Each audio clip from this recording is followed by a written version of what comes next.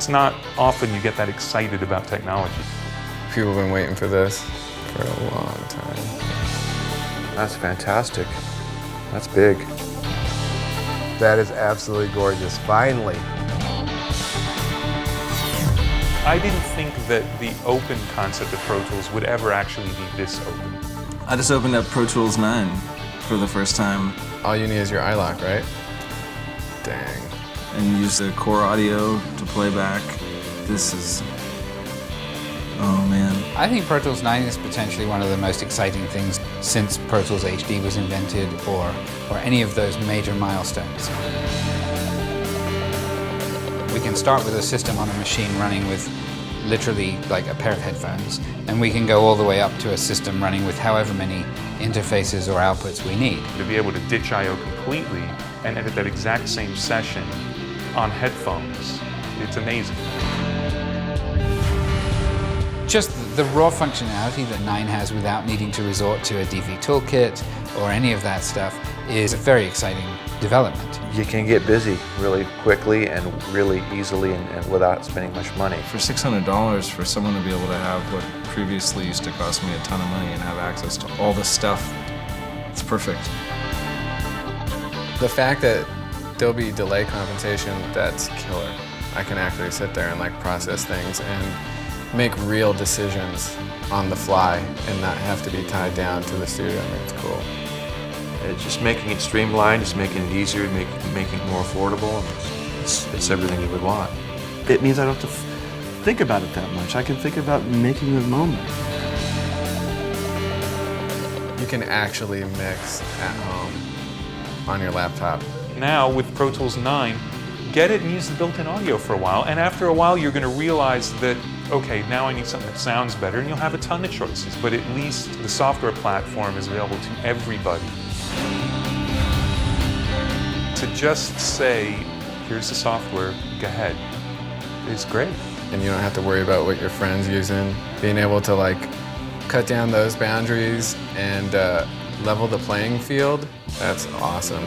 When you look at a movie, it's an integrated result. The more that we're able to have fluidity to the workflows in those situations, that helps us deliver much better results. That's just one example of the workflow solution approach that's now permeating the Avid universe. I bought the first M-Box and I loved it, and I thought it was great, you know, and this sounds beautiful to me, so now I'm shopping. I'm like, which one do I want, you know? I like the build of this a lot more. This is a huge improvement.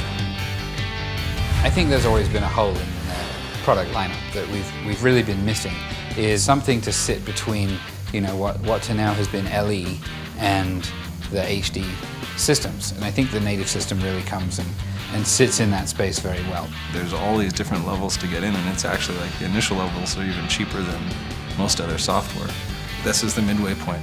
The more I work with the HD native card, the more I'm realizing that it's kind of hard to overload it. It is way more powerful than I thought it was going to be. Pro Tools has always had the best sound quality. HD sounds great, it's solid. You would never want to finish it anywhere but Pro Tools. For what I do, I need as much as I can possibly get. I need tons of tracks, lots of TDM, lots of RTAS, virtual instruments. I need as big as I can get. I can have 180 plugins all over the place, TDM and RTAS, and still do an overdub.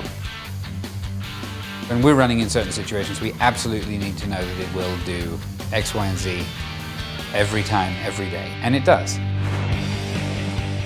I think Heat has transformed the entire concept of what it means to be doing a mix in the box more than anything that's happened. We can transform the sound of Pro Tools into a completely different environment. Even though I mix on a vintage Neve console, I still use Heat all the time on almost every mix. We can warm it up, we can brighten it up, we can make it more like we're going through an older analog console.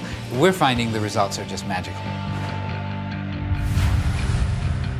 It's basically my little mini SSL. Everything that I needed the SSL for to automate my mixes, I have available in a very, very small footprint. The surfaces themselves are amazing, so as that integration gets tighter, it's going to be really, really cool. Now, all of a sudden, We can integrate euphonics architecture into our workflow in a way that we haven't been able to do in the past. It's quadrupled the number of facilities available where we can now expand our workflow.